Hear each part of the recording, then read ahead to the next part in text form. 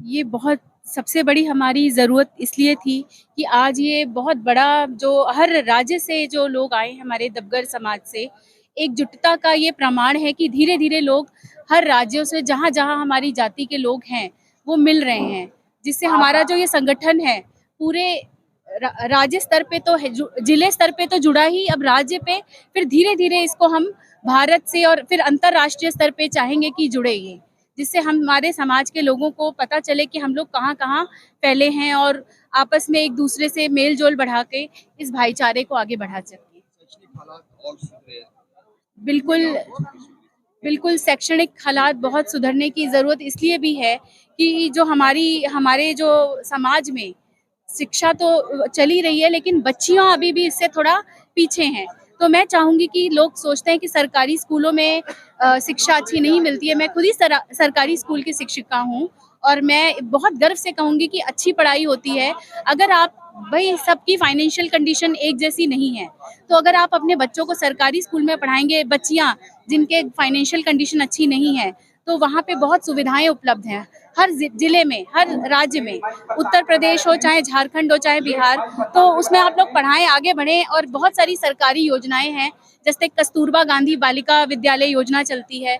इस तरह की तमाम योजनाएँ सरकार चलाती है, जिससे हमारी बच्चियाँ जब आगे बढ़ेंगी, जब एक स्त्री मजबूत होगी तो पूरा पूरा हमारा जो ये समाज है वो मजबूत होगा, क्योंकि एक स्त्री ही सबसे ज़्यादा धुरी है इस पूरे समाज की, सबसे इम्पोर्टेंट। धन्यवाद। मैं समाज के प्रति यही कहना चाहती हूँ कि हम लोग एक गठित होके समाज के प्रति कुछ करें, अपना सोच को डेवलप करें कि हमारे समाज आगे बढ़े।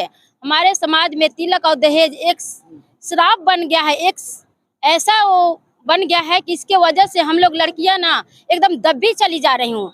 इसको मैं ये कहना चाह रही हूँ अपने दबगर समाज को कि हम लोग एकत्रित होए और अपने लड़कियों को उच्च पद पे बढ़ाएं, अपने तिलक और दहेज को बंद करें और अपने लड़कियों को उच्च शिक्षा दें कि हमारे लड़कियां भी डॉक्टर, इंजीनियर और आईएएस ऑफिसर भी बन जाएं और अपने दबगर समाज को नाम रोशन करें और बहुत से बहुत ऊंचे पद पे जाए और अपने देश का, अपने समाज का नाम रोशन करें। हमारे इस जिले में पूरे राष्ट्रीय सम्मेलन क्यों जुड़ा? हाँ, इसलिए जोड़ा कि हमारे दबगर जाति के लोग अलग-अलग प्रांत में रहते तो हैं, लेकिन हम लोग को जानकारी नहीं हुई थी। लेकिन हमारे जो आदरणीय श्री नमो बताइए, हाँ, डॉक्टर अश्वनी कुमार जी से संपर्क हुआ। उन्होंने बोला कि हमारे बिरादरी के लोग राजस्थान, गुजरात, नेपाल, अन्य प्रांतों में रहते हैं। उन्होंने हम लोग को कहा कि आप लोग आमंत्रित कीजिए, आप लोग आयोजन कीजिए, हम लोग आपके साथ हैं। तो हम लोगों ने सोचा कि बहुत अच्छी बात है कि हम लोग को एक आयोजन करने का मौका मिल रहा है, बहुत ही गर्व की बात है गढ़वा के लिए। प्रोत्साहित किए, आनंद सर भी प्रोत्साहित किए हम लोग को कि आप लोग जो भी होगा, चंदा की बात आएगी तो हम लोग आपको सहयोग करेंगे। इसलिए हम लोग, हमारी पूरी कार्यकारिणी इसमें लगी हुई है और मुझे बहुत गर्व हो रहा है, मेरी पूरी कार्यकारिणी को गर्व हो रहा है कि हम एक दूसरे को मिलाने का काम करें, एकजुटता दिखाते हुए। गुजरात के लोग गढ़वा रहे हैं, राजस्थान के लोग गढ़वा रहे हैं, नेपाल के लोग गढ़वा रहे हैं, तो हमारी जो मिलने की इच्छा शक्ति प्रबल हो रही है और हम एक दूसरे को आगे बढ़ाने में इसमें सक्षम होंगे और रिश्ता मजबूत होगा। एक समाज को एक नई दिशा में ले जाने के लिए हम लोग प्रयत्नशील हैं, पूरी गढ़वा टीम हमारी प्रयत्नशील है। हमारा जो समाज है, ये जनसंख्या में भले ही थोड़ी छोटी है, लेकिन उत्तर प्रदेश से मैं बिलोंग करता हूँ। उत्तर प्रदेश के लगभग 20-22 जिलों में है और पहले तो हम लोग बेसिकली राजस्थान से हैं। मारवाड़ियों के साथ हम लोग आए इधर, जगह जगह छितर बितर हो गए। आपने देखा होगा राजस्थान में केवल 2000 संख्या है, गुजरात में केवल 50,000 की संख्या है, लेकिन हमारे उत्तर प्रदेश में और बिहार में अगर देखा जाए तो कम से कम लाखों की संख्या है। इसमें कोई दो राय नहीं है कि हमारा समाज पहले पिछड़ा हुआ था, लेकिन अभी सारे समाज के लोग मिल करके अपने बच्चों को पढ़ाना शुरू किए हैं।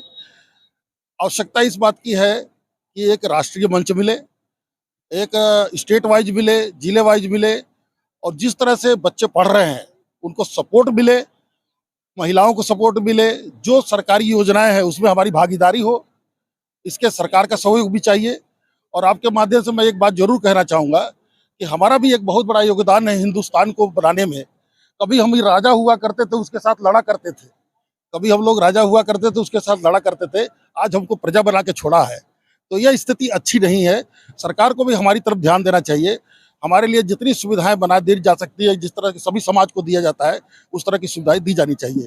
तो आपके माध्यम से हमारी अपील है। धन्यवाद।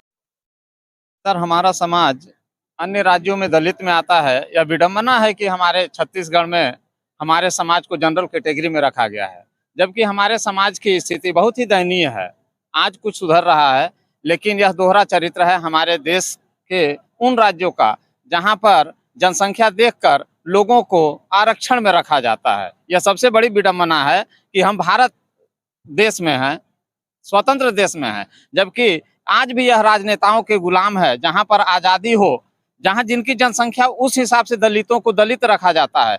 यहाँ का ये मान लीजिए, अगर हम इस राज्य में दलित हैं तो दूसरे राज्य में जाके जनरल कैसे हो जा रहे हैं, जबकि छुआछूत की भावना वही रहती है लोगों में। तो इस चीज को देखते हुए हमें केंद्र सरकार से यह कहना है कि यदि दलित श्रेणी में अगर रखे हैं तो उसके ऑल इंडिया पूरे भारत में वह दलित ही कहा जाएगा।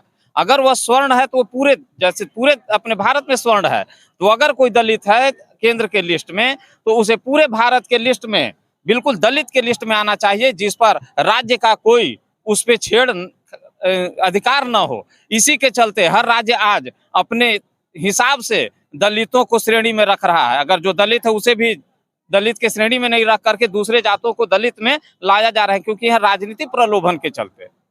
सबसे विडंबना है यह। मैं धर्मेंद्र कुमार देवगर, बिहार।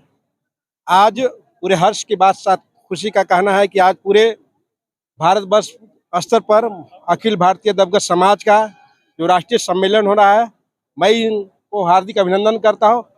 ये पूरे हिंदुस्तान में एक सूत्र में देवगर समाज जो भिन्न भिन्न वर्गों से अपना उपनाम बदले हुए थे, मैं चाहता हूँ कि जो देवगर समाज का जो राष्ट्रीय सम्मेलन हो वो पूरे अपने पहचान के साथ, अपने गौरव के साथ पूरे देवगर समाज, पूरे बिहार में देवगर उपनाम होना चाहिए, तभी हमारा एक राष्ट्रीय स्तर पर पहचान बन पाएगा। हम चौहान, कहीं मोदी, कहीं निगम गुप्ता रखते हैं, वो हम छुपाते, अपनी गौरवांगी अपने इतिहास को छुपाते हैं, अपने जात को छुपाते हैं। मैं अपील करना चाहता हूं कि पूरे हिंदुस्तान में पूरे देवगर जाति उपनाम रखे, और मैं झारखंड में पूरे केंद्र सरकार से मैं मांग करता हूं कि ये राष्ट्रीय सम्मेलन से, कि हमारा जो राष्ट्रीय सम्मेलन जो हो रहा है, हम राजनीतिक रूप से दबे कुचले हुए हैं, हम शैक्षणिक रूप से पिछड़े हुए हैं, हम आर्थिक रूप से पिछड़े हुए हैं। मैं झारखंड के हेमंत सरकार से मैं मांग करता हूं कि राजनीतिक में हमको भी हिस्सेदारी मिलनी चाहिए। जिस तरह से आदिवासियों का जोहार झारखंड में आदिवासियों को जो आरक्षण मिली है, जो यहाँ के आदिवासियों को मिलना है, उस तरह से हमारे देवगर समाज के पूरे हिंदुस्तान में राजनीतिक में भी आरक्षण मिलनी चाहिए, और आर्थिक और राजनीतिक में हमको आरक्षण मिलना। इन सब शब्दों के साथ मैं अपने वक्तव्य को समाप्त करता हूँ। इनकलाब जिंदाबाद, जय देवगर समाज। पहले के जो अनुपात में देखा जाए तो पिछले एक दशक से शिक्षा के क्षेत्र में थोड़ा लोगों को जागृति आई है, और उसी की भावना से प्रेरित होकर डॉक्टर अश्विनी और डॉक्टर हेमंत मुखर्जी, झारखंड वालों ने जो एक कोशिश की कि पूरे भारत पर जो डिफरेंट स्टेट्स के अंदर देवगर निवास करते हैं, उनको एक मंच पर लाकर जाति को पहचान दिशा कराने की दिशा में, उनके एजुकेशन को विस्तार देने के लिए, और जो समाज में जो कुरीतियाँ हैं उनको दूर करने के लिए, जैसे दहेज प्रथा और कुछ है, उनको बदलाव लाने की दिशा में हम लोग एकजुट होकर मिलकर राष्ट्रीय स्तर पर इस कार्यक्रम को आगे बढ़ाए। इसके लिए इन्होंने ये जो यहाँ कार्यक्रम किया, उसमें हम लोग सम्मिलित होकर अपने आप को गौरवान्वित महसूस कर रहे हैं, और हम लोग ईश्वर से प्रार्थना करते हैं कि जिन्होंने जैसा ये आयोजन किया है उसके लिए हमारी तरफ से उनको बहुत बहुत शुभकामनाएं, बहुत बहुत बधाई। और आपका विशेष तौर से आप लोगों का जो आपने सहयोग किया इस कार्यक्रम को, उसके लिए हम संचार उसकी भी आपके बहुत बहुत आभारी हैं। आपका बहुत बहुत धन्यवाद।